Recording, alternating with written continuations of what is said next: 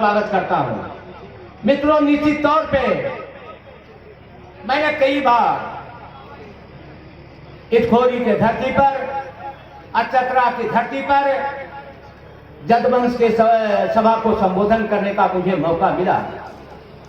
आप तमाम लोग चतरा के इस धरती पर पश्चिम की ओर और पूरब की ओर मां भद्रकाली है, अतः पश्चिम की ओर हमारी माता भी है और उसके बीच में चतरा बसा हुआ है। इसलिए आज इस समागम में मुझे मौका आपने दिया है, इसके लिए तमाम लोगों को मैं हार्दिक अभिनंदन और स्वागत करता हूं। मित्रों, निश्चित तौर पे बहुत सारे लोगों ने, वक्ताओं ने अपनी बातों को रखा है। मैं 2, 4, 10 मिनट में आपकी बातों को रखूंगा।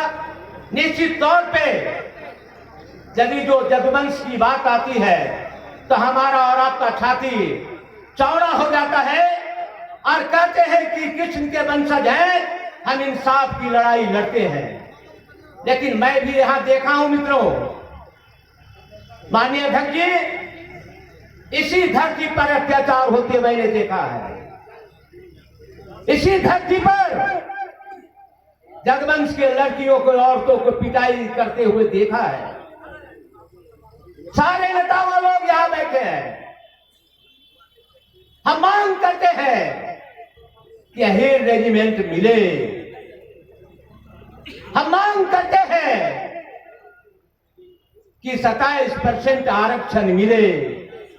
हम मांग करते हैं कि जाति गणना हो। हम मांग करते हैं कि लोकसभा में पिछड़ी जाति महिलाओं को आरक्षण मिले। ये सारी मांगे हमारी है, ये भी हमारी मांगे हैं। इसके लिए बड़ी संख्या में पूरे भारतवर्ष से, चाहे असम से हो, चाहे बंगाल से हो, चाहे उत्तर प्रदेश से हो, चाहे मध्य प्रदेश से हो, चाहे राजस्थान से हो, चाहे बिहार से हो, झारखंड से हो, सारे लोग यहाँ उपस्थित हैं। लेकिन मैं आपको बताना चाहता हूँ कि मैंने भी लगभग 45 वर्षों से, 1-2 वर्ष नहीं अध्यक्ष महोदय, सपन कुमार दास जी, मैं 45 वर्षों से अपने समाज को उत्थान करने में, अपने कई परिवारों को हमने खोया है। यहाँ के समाज को आगे बढ़ाने में अपने भाई को खोया है। यहाँ के समाज को उठाने में हमारे मित्र यादव सहदेव अंगार को मैंने खोया है। इसी समाज को उत्थान करने में हमने लड़ाई शुरू किया था। अध्यक्ष महोदय, जब मैं उठे 78 में हजारीबाग के चौपारण के धरती पर जब आया था, तब वह शोषण बहन इतना चरम सीमा पर था। अध्यक्ष महोदय, उसकी लड़ाई अंगार साहब और अकेला यादव और कोडरमा के रमेश दादा ने शुरू किया था। हम लोगों ने लड़ाई किया, हम लोगों ने मान सम्मान दिलाया। किसके बदौलत? हमारे नेता लालू यादव के बदौलत, लालू यादव के बदौलत। सारे भूल जाते हैं जिसने जुबान दिया, जिसने सम्मान दिया, हमारी जुबानें आगे बढ़ी, जिसे काल में बिहार विधानसभा में 80 विधायक बनाए जाते थे, उस महापुरुष को हम लोग याद करना भूल जाते हैं।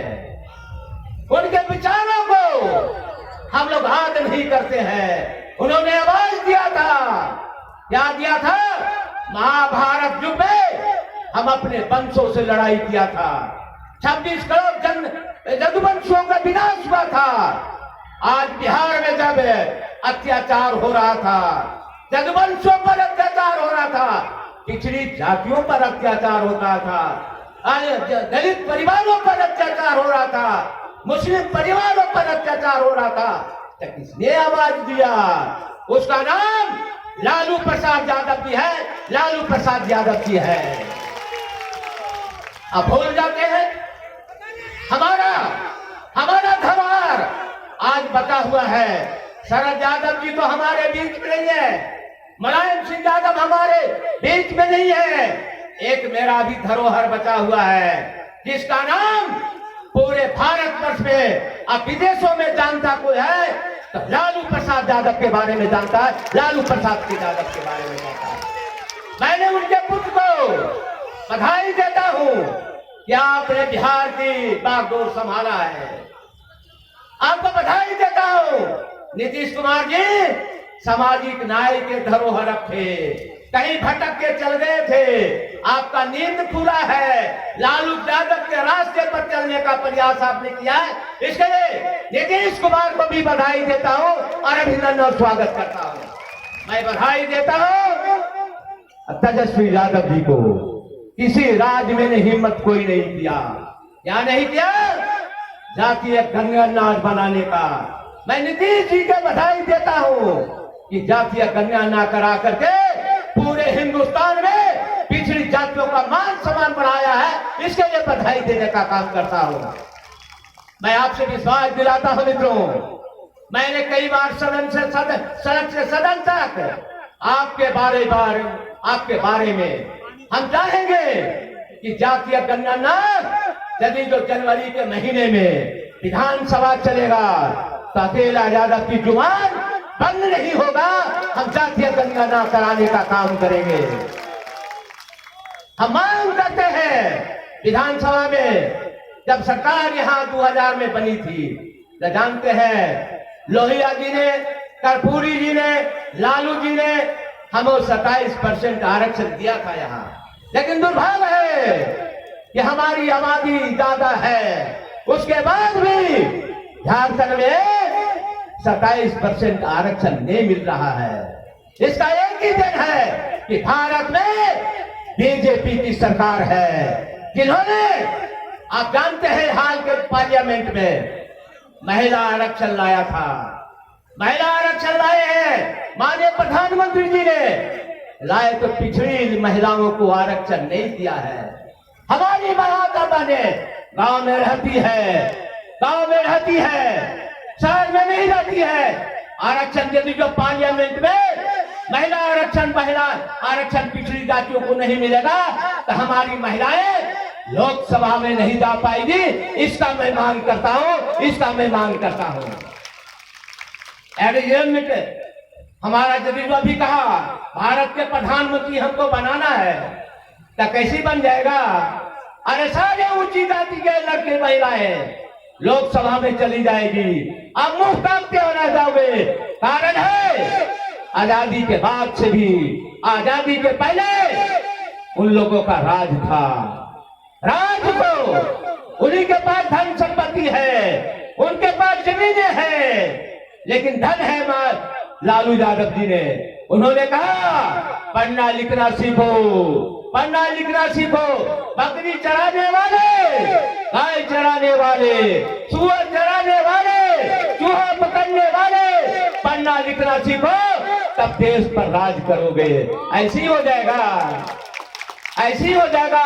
लोकसभा 5 से 43 है, जब तक 2 से 72 ही जब पार्लियामेंट में नहीं जाएगा तब प्रधानमंत्री बना लोगे क्या? वाह, कि प्रधानमंत्री बना लेंगे। हम लोग विभिन्न भागों में चले जाते हैं, चुनाव आता है और हम लोग हर दल में बट जाते हैं। हम लोग आज कहते हैं कि यदि जो इस प्रकार से लालू यादव के सिद्धांतों पर चलो, मुलायम सिंह यादव के सिद्धांतों पर चलो, कर्पूरी ठाकुर के सिद्धांतों पर चलो, लोहिया जी के सिद्धांतों पर चलो, भगत सिंह के अनुयायी बनने का काम करो, चंद्रशेखर आजाद के अनुयायी बनने का काम करो, अशफाक उल्लाह के अनुयायी बनने का काम करो, तब तक देश पर कब्जा नहीं होगा, तब तक तुम्हारा इंसाफ नहीं मिलेगा। इसी प्रकार से मजमा बनाते रहोगे, कभी तुम्हारा अधिकार नहीं मिल पाएगा। जब आएगा अधिकार, यही एक कहानी बताता हूँ अध्यक्ष महोदय। सारे मंच पर बैठे हैं। एक गांव है डहुरी, बगल में गांव है डहुरी, और क्या हुआ था, एक सिपाही ने वहां न्याय किया महिलाओं के साथ। वहां के लोगों ने सिपाही को पीट डाला, सिपाही को पीटा, मेरी मां बहन पर हाथ मत लगाओ, या हीर का बेटा हो, तुम्हारा हाथ काट दूंगा, तुम्हारा जीव निकाल लूंगा। ये यहाँ के क्या हुआ अध्यक्ष महोदय, मैं बताना चाहता हूँ कि डहुरी में जब वो घनघोर अत्याचार हुआ तो डहुरी गांव में यहाँ के पुलिस ने, यहाँ के प्रशासन ने हमारी माँ बहनों को नंगा करके पीटा।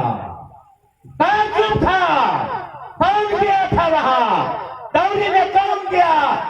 उन माँ बहनों को इज्जत बचाने का सचिन राठौर को किया और अकेला यादव किया है, अकेला यादव ने किया है।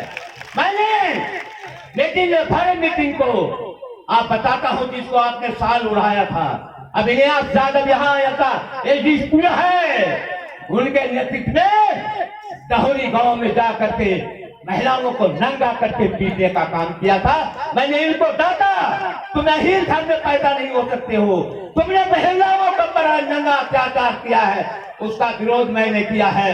उसी दिन एसपी से कहा कि अकेला यादव जब तक जिंदा है, चंद्रदेव यादव जब तक जिंदा है, अरुण यादव जब तक जिंदा है, चतरा में अन्याय नहीं होने दूंगा, अत्याचार पर हम लड़ाई लड़ने का काम करूंगा। आज अध्यक्ष महोदय 50 लोगों को उन्होंने गिरफ्तार किया। उसके बाद आज तक मेरे धमकी के बाद उन गांव में किसी की हिम्मत नहीं हुआ। कारण है एक बार नहीं, हमने कई बार डहुरी का दौरा किया। आज यहाँ भी पूरे चतरा जिला के हमारे नेता लोग हैं। क्या वो समाज के नेता गांव नहीं है? क्या वहीर के गांव नहीं है? क्या मेरी माँ बहन नहीं है? उसको हिफाजत क्यों नहीं करते हो भाई? अहीर रेजिमेंट की बात करते हो, लोकसभा में प्रधानमंत्री की बात करते हो, राज्यसभा में जाने की बात करते हो, विधानसभा में विधायक बनाना चाहते हो। अपने लोगों को हिफाजत करो तब तुम आगे बढ़ सकते हो, नहीं तो आगे नहीं बढ़ सकते हो। सारे नौजवान कहते हैं जय श्री कृष्ण। अरे अपनी माता बहनों को जैसे भगवान ईश्वर ने कहा है, मैंने कहा कोई बात नहीं, समय को देखिए, समय देखेंगे तो कहेंगे कहना, कहिए समय को देखेंगे। पिताम्बर जी हमारे राष्ट्रीय अध्यक्ष है, जगन पहलवान जी है, लोई के किसी ने मूर्ति नहीं लगाया था, जगन पहलवान लगाया है, जगन पहलवान लगाया है लोई के से। बात करते हैं अहीर रेजिमेंट का। रंगा में 1 से 14 सिपाहियों ने चाइना के हजारों लोगों को दमन किया है। आज नहीं मानेगा जब तक पार्लियामेंट में हमारे लोग नहीं जाएंगे, तब तक कितनों आवाज उठाते रहोगे। भारत के प्रधानमंत्री से कभी आप नहीं मांग कर सकते हो। जब तक अपना प्रधानमंत्री नहीं जाएगा तब तक हम वो अहीर रेजिमेंट नहीं बनेगा। कारण है जिस दिन अहीर रेजिमेंट बन जाएगा उसी दिन पाकिस्तान का नामो निशान मिट जाएगा। ये मैं कहने आया हूँ। जिस दिन अहीर रेजिमेंट बन जाएगा, जिस दिन अहीर रेजिमेंट बन जाएगा, तो चाइना की हिम्मत नहीं है। चाइना बड़ा दबंग देश माना जाता है, लेकिन भारत के हीरो के सामने टिक नहीं पाया। हमारा 114 सिपाही ने हजारों सैनिकों पटक पटक के मार दिया। चीन वाले होश में रहो, भारत पर आग दिखाने का काम न करो। ये भारत के जदवंशी का सपना है कि हम कभी झुकने का काम नहीं करेंगे। इसलिए तमाम नौजवानों, मैं आग्रह करने आया हूँ, विनती करने आया हूँ, पूजा करना है तो पहले अपनी माँ का पूजा कर लेना। पूजा ही करना है माँ भद्रकाली में, कालश्री माँ के पास जाना है। आज सारे नौजवान अध्यक्ष महोदय अपनी जवानी यहाँ के इलाके में कोई अफीम की खेती कर रहा है, कोई गोडा की खेती कर रहा है, कोई शराब बनाने का काम कर रहा है। आप शाम के देखो अध्यक्ष महोदय, हमारे सारे नौजवान अपनी जिंदगी शराब के ठेपर पर गुजारा कर रहा है। हम आप चुनौती देता हूं मित्रों, आज से शपथ कि हम शराब का हाथ न लगाएंगे। आप लोग सब करते हैं, शपथ लेते हैं। देखिए अध्यक्ष महोदय, देखिए यदि जो किसी अहीर का बच्चा गाय का दूध पीना शुरू कर देगा, उसी दिन देश पर कब्जा कर लोगे। और जिस दिन से शराब पीने लगोगे, और जिस दिन से शराब पीने लगोगे, तो लगता है कि तुम वार्ड सदस्य भी नहीं बन पाओगे। ये मैं चुनौती देने आया हूँ, ये चुनौती देने आया हूँ। इसलिए आपको संकल्प लेना है कि माँ की पूजा, आप जानते हो कि राम के पहले सीता होता है कि नहीं? हाँ या नहीं बोलो ना भाई। और कृष्ण के पहले राधा होता है कि नहीं? और शंकर के पहले पार्वती होती है कि नहीं? और माँ के पहले, पिता के पहले क्या होता है? माँ पिता के पहले क्या है? माता बोल रही है। तब भगवान है, भगवान के पहले सीता है, तब पिता के पहले माँ है। इसलिए आग्रह है, वैद्यनाथ धाम जाने के पहले अपने पिता के पूजा कर लेना। आप भद्रकाली जाने के पहले, वैष्णो देवी जाने के पहले अपनी माँ की पूजा कर लेना। और तब इस उल्लाकर में जाने का काम करोगे मित्र। ये संकल्प लेके जाना है, और संकल्प लेके जाना है। बड़ी कुर्बानी के बाद हमारा देश आजाद हुआ है।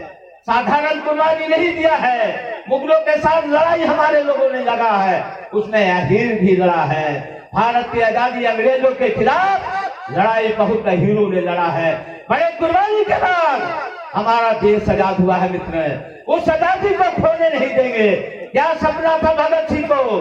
क्या सपना था कि देश की आजादी 15/31 में बोले थे। क्या बोले थे भगत सिंह कि 15 वर्ष के बाद देश आजाद हो जाएगा। लेकिन आजादी तो मिलेगी जरूर। क्या आजादी मिलेगा? घोड़े जाएंगे, काले बैठ जाएंगे।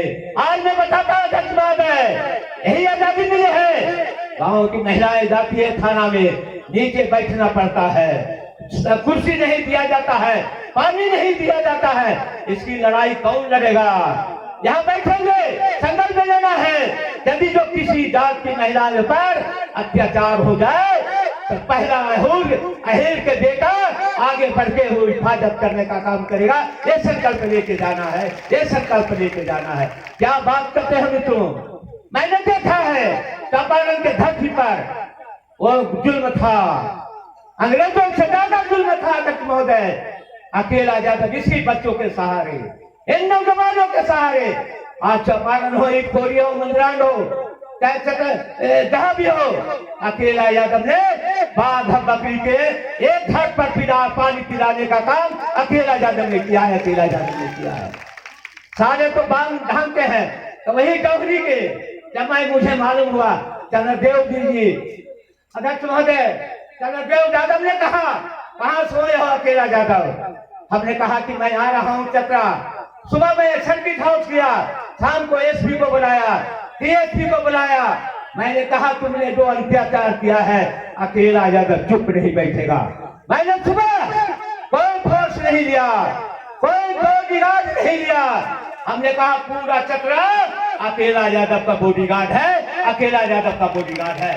डोगरी के लोग आया हमारा चौकीदार है। मैं वहाँ एक महिलाओं से मैंने बात की, एक महिलाओं को मैंने जोर देखा मित्र। तब मैं विधानसभा में गया, यहाँ कमेटी आया था, यही आपका डीएसपी आया था। हमने कहा तुमने अहीर के महिलाओं पर अत्याचार किया। मैं इसलिए कहा, हम उस समय इसलिए कहा उनको डांटने का काम किया, एसपी को ठिकाने का काम किया। है हिम्मत तो ऊंची जाति के महिलाओं पर अत्याचार करो, है हिम्मत तो ब्राह्मण जातियों पर अत्याचार करो। दलित पर अत्याचार करना तुम्हारी शोभा नहीं देता है। मैंने उसकी लड़ाई यहाँ चतरा से लेकर के विधानसभा में उठाया, चतरा से लेकर के विधानसभा में उठाया। आज यहाँ कहते हैं सामाजिक न्याय के धरोहर यहाँ लोग रहते हैं। जब तो यादव सा देवंगार होता तो ये अत्याचार नहीं होता, कभी नहीं होता। मैं बधाई देता हूँ उनकी आत्मा जहाँ हो। मैं इस पर से प्रार्थना करूंगा भगवान उनके अपने चरणों में स्थान देने का काम करें, जिन्होंने सामाजिक न्याय की लड़ाई लड़ने का काम किया है। हमारा मित्र था, मैं यहाँ लड़ा था, मैं हजारीबाग में लड़ा था, हम तो धर्मा में लड़ रहे थे। आज सारे वो लोग भुला जाते हैं। सारे लोग भूल जाते हैं। इससे सारे नौजवानों से मैं आग्रह करूंगा, यदि जो मैंने महिलाओं को कहा कि यदि जो बेटा पैदा करना है तो कृष्ण जैसा बेटा पैदा कर लेना, तुम्हारा कोई तकलीफ नहीं होगा। भगत सिंह पैदा करो, चंद्रशेखर आजाद पैदा करो, अशफाकुल्लाह का पैदा कर लो, ऐसा बेटा पैदा करना कि न जाके शराब के ठेके पर अपनी जिंदगी गुजारता है और महिलाओं पर तीर छोड़ने का काम करता है। आज संकल्प लेके जाना है चंद्रा के लोग, पूरे राज्य के लोग आए हैं। आपकी बातों को मैं बाखूबी, गरीबों पर जमीन नहीं है, कौन आवाज उठावेगा? आप लोगों को उठाना है कि गरीबों के माननीय मुख्यमंत्री जी, आप झारखंड का मुख्यमंत्री है, गरीबों की बात करते हैं, गरीबों की बात करते हैं, मजलूमों की बात करते हैं, शोषित जनता की बात करते हैं। मैं उनसे कहा, माननीय मुख्यमंत्री जी, लाहौरी की जांच कराओ और जो पुलिस अफसर हमारी माता बहनों पर हाथ लगाया है उसको हाथ छोड़ने का काम अकेला यादव करेगा, नहीं तो विधानसभा चलने नहीं दूंगा। ये हमने शपथ लिया है। इसे बहुत देर से मैंने सुना था कि वहां रेजिमेंट होगा। अरे भैया आज कर लेना, हमारी माँ पढ़ने वाली नहीं थी, मेरी बहन खेतों में काम की, मेरी पत्नी खेतों में काम करी, वो कहां से पार्लियामेंट जाएगी? मित्र, मोदी की चाल देखो क्या है। सारे ऊंची जाति को, बेटियों को लोकसभा और तुम्हारी और हमारी बेटी घास काटने के लगा देगा। ये चेतना करना है मित्रों, ये बात करना है। इसे यदि तो तुम आरक्षण देते हो महिलाओं को, तो मेरी जितनी आबादी है, पिछड़ों के जितनी आबादी है पार्लियामेंट में, उसको आरक्षण कर दोगे, तब हमारा देश का प्रधानमंत्री बन सकता है। ऐसे बनने वाला नहीं है। ये आपको संदेश देने आया हूँ मित्रों। हमारे बाद में बहुत सारे नेता यहाँ उपस्थित हैं, लेकिन चतरा के नौजवानों को मैं चुनौती देने आया हूँ। हम लड़ाई लड़ रहे हैं डोरी का, हमें आपका सहयोग चाहिए, आपको हमारा सहयोग चाहिए। मैं निश्चित तौर पे हमारी बेटियों पर हाथ लगाने वाले को जेल के सलाखों में जब तक बंद नहीं करेंगे, अकेला यादव विधानसभा में बोलना बंद नहीं करेगा। ये चैलेंज के साथ मैं कहता हूँ और ज्यादा नहीं बोले। हमारे अध्यक्ष जी दितम्बर राज जी आज से नहीं, जब 2010 में विधायक बने थे तो उस समय से इनके सहयोगी रहे हैं, हमारे गुरु रहे हैं। और यहाँ तो हमारे शीर्ष नेता राष्ट्रीय अध्यक्ष सपन कुमार दास जी है। मैं उनके से तो तिनके का बराबर हूँ मित्र, मैं उनके सामने तो तिनके का बराबर हूँ, लेकिन लोहिया के आदमी हूँ, कर्पूरी के आदमी हूँ, लालू यादव के आदमी हूँ, शरद यादव के आदमी हूँ, मुलायम सिंह यादव के आदमी हूँ, भगत सिंह के अनुयायी हूँ, अशफाकुल्लाह के अनुयायी हूँ। कभी झुकने वाला नहीं है, टूट जाएगा तब तक झुकने का काम नहीं करना। इसी संदेश के साथ आप तमाम को नमन करने आया हूँ, अभिनंदन करने आया हूँ हमारे राष्ट्रीय अध्यक्ष जी के लिए। आप कहाँ से? बंगाल से आए हैं। हम तो बंगला जानते नहीं है अध्यक्ष महोदय, लेकिन आप यदि जो हिंदी बोलते हैं तो समझते हैं। हमारे यहाँ बहुत सारे यानी कि उड़ीसा से लोग आए हैं, रेवंगा के मीठी लोग के लेके जाए हैं। निश्चित तौर पर झारखंड में क्रांतिकारियों का राज रहा है। जैसे बिरसा मुंडा ने शहादत दिया है, चांद भैरव ने शहादत दिया है, शेख भिखारी ने शहादत दिया है, तिलका मांझी ने शहादत दिया है। उस धरती के सारे नौजवान यहाँ है, शहादत दे देंगे, लेकिन अन्याय के सामने झुकने का काम न करना। ये मैं आपसे आग्रह करता हूँ, विनती करता हूँ। मैं अपनी बातों को विराम देता हूँ मित्रों, मैं विराम देना चाहता हूँ। एक बार जय माधव जय माधव। अभी आरएसएस वाले होते तब 100 बार कहते जय श्री राम। आरएसएस वाले कहते, उनसे पूछो कि 1925 में आरएसएस का गठन हुआ था। आप जानते हो ना, नागपुर में गठन हुआ था, लेकिन उस समय देश गुलाम था। आरएसएस वाले मेरी बात को सुन रहे होंगे, कई भारतीय जनता पार्टी के लोग सुन रहे होंगे, आरएसएस के लोग। एक भी देश की आजादी की लड़ाई में अपनी शहादत नहीं दिया तो गांव का बेटा, मजदूर का बेटा, तब देश आजाद हुआ है मित्रों। मैंने गया था अंडमान निकोबार में, आपको बता देता हूँ, मैं भगत सिंह के समाधि पर गया था, मैं भगत सिंह के गांव पर मैं गया था मित्रों। जानते हो अंडमान निकोबार गया था मित्रों, आपको नहीं गए हो, लेकिन 12 फीट लंबा 7 फीट चौड़ा होता था। रात में यदि जो लाइट लग जाए तो अंग्रेजों ने पानी की व्यवस्था नहीं कराया, लैट्रिन बनाने का काम नहीं किया। हमारे शहीद बड़े लोग यानी कि मट्टी के बर्तन में लैट्रिन करते थे, सुबह भूता था तब जाता था। जाना है अंडमान निकोबार जाके देखोगे तुम्हारा जीवन सार्थक बनेगा। जाना है तब भगत सिंह के समाधि फिरोजपुर जाने का काम करो। जाना है कल परेड पार्क जाने का काम करो, शहीद भगत सिंह के चंद्रशेखर आजाद के नमन करने का काम करो। हाल में ही हमने एक काम किया था, मैंने अपने घर में मूर्ति लगाया है मित्र। कि क्यों लगाया? किसने? कृपा करेंगे तो कहेंगे और अच्छा ठीक है भाई, कृपा कर देते हैं। कृपा तो करने के लिए जन्मे लिए हैं। मैंने 50 बरस तो हम लोग सेवा किया है। एक बात बता देता हूँ दादा जी, चौपारा नहीं खोरी और बही में 3000 लड़कियों का बाप बना हूं मैं। एक नहीं 3000 लड़कियों को घर बसाया हूँ। वही कहते कि किसी लड़की को बसाने का कोई नेता काम किया है तो अकेला ज्यादा भी डिजाइन कर देगा, लेकिन हम झुकने का काम अत्याचारियों को मैंने किया है। इसे नौजवान साथियों आपसे विनती है, महिलाओं का सम्मान करना सीखना, दलितों का मान देने का काम करना, मजबूरों को सहायता देने का काम करना। गांव में जाओ और सबसे पहले अपने माता जी का पूजा करना और गुरु जी के पूजा करना और पेड़ की पूजा करने के सिवा कोई काम ना करना। मैं आप यही शब्दों के साथ आप तमाम लोगों को एक बार यानी कि कहूंगा, जय श्री कृष्ण। अब भारत माता नहीं होगा क्या? एक कहानी बताता हूँ मित्र, मैं 2 मिनट और बताइए। 2 मिनट